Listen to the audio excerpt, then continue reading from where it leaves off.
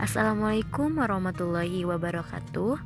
Kali ini kita akan mempelajari materi tentang daur biogeokimia. Daur biogeokimia merupakan daur ulang kimia dan zat kimia lain yang melibatkan makhluk hidup. Bio berarti organisme atau makhluk hidup dan geo merupakan batu, udara maupun air.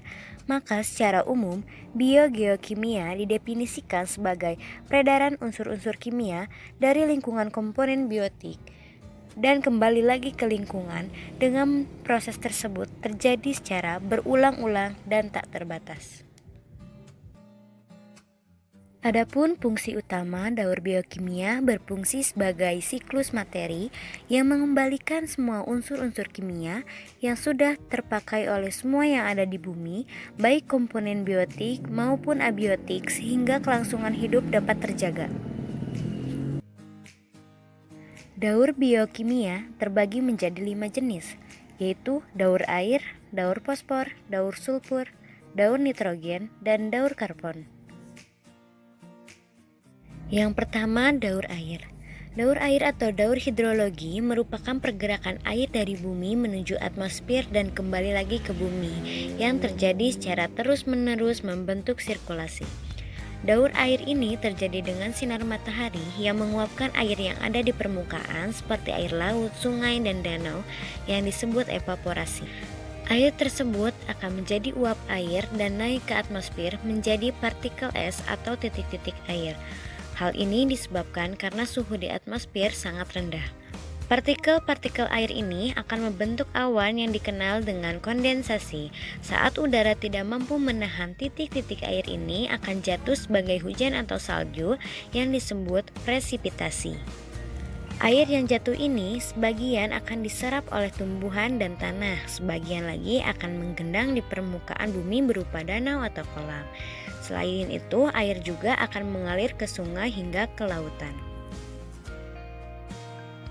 Yang kedua, daur fosfor. Daur fosfor merupakan pergerakan fosfor dari atmosfer ke bumi dan kembali lagi ke atmosfer yang terjadi secara terus-menerus membentuk sirkulasi. Fosfor memiliki kemampuan untuk membentuk ikatan kimia berenergi tinggi, dan fosfor ini sangat penting dalam transformasi energi pada semua organisme. Daur fosfor dimulai dari adanya fosfat anorganik yang berada di tanah yang diserap oleh tumbuhan. Hewan yang memakan tumbuhan akan memperoleh fosfor dari tumbuhan yang dimakannya.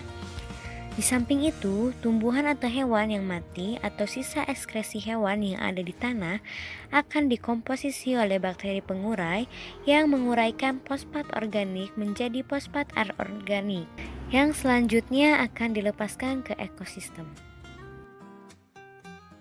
Yang ketiga, daur sulfur. Daur sulfur merupakan pergerakan sulfur dari atmosfer ke bumi dan kembali lagi ke atmosfer yang terjadi secara terus-menerus membentuk sirkulasi.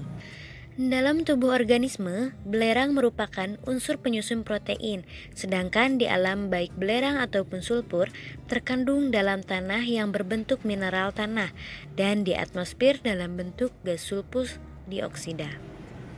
Gas sulfur dioksida yang berada di atmosfer bereaksi dengan oksigen dan air, maka akan membentuk asam sulfat yang ketika jatuh menjadi hujan asam. Kemudian tumbuhan akan menyerap hujan tersebut dan mengendap pada tanah, sungai, dan lautan. Hewan dan manusia mendapatkan sulfur dengan jalan memakan tumbuhan yang juga dimanfaatkan sebagai energi cadangan berupa protein. Jika tumbuhan dan hewan mati, maka jasad rening atau decomposer mau menguraikannya menjadi gas berbau busuk, yaitu H2S.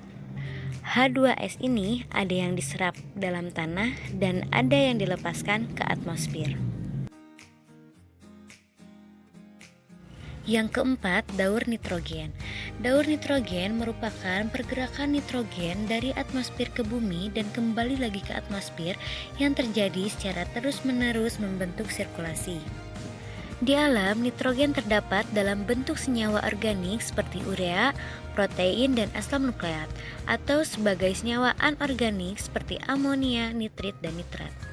Daur nitrogen ini terbagi atas beberapa proses antara lain yang pertama yaitu piksasi. Piksasi merupakan proses pengikatan atau pengambilan nitrogen bebas dari udara menjadi senyawa nitrogen yang dapat dimanfaatkan tumbuhan. Kemudian bakteri di piksasi nitrogen akan melanjutkan ke tahap amonifikasi. Tahap amonifikasi merupakan proses pembentukan amonium dari nitrogen yang telah dipiksasi menjadi amonium. Selanjutnya ke tahap nitrifikasi, yaitu proses pengubahan amonium menjadi nitrat oleh aktivitas enzim nitrogenase yang dimiliki oleh bakteri nitrifikasi. Selanjutnya ke tahap asimilasi, merupakan proses pemanfaatan nitrat dalam proses fotosintesis di tumbuhan.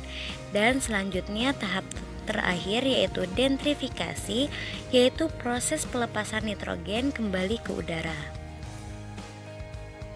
Yang kelima, daur karbon. Daur karbon ini diawali oleh pemanfaatan karbon dioksida atau CO2 oleh tumbuhan dan dijadikan senyawa organik yaitu glukosa melalui proses fotosintesis. Selanjutnya, glukosa disusun menjadi amilum dan diubah menjadi senyawa gula yang lain, lemak, protein, dan vitamin.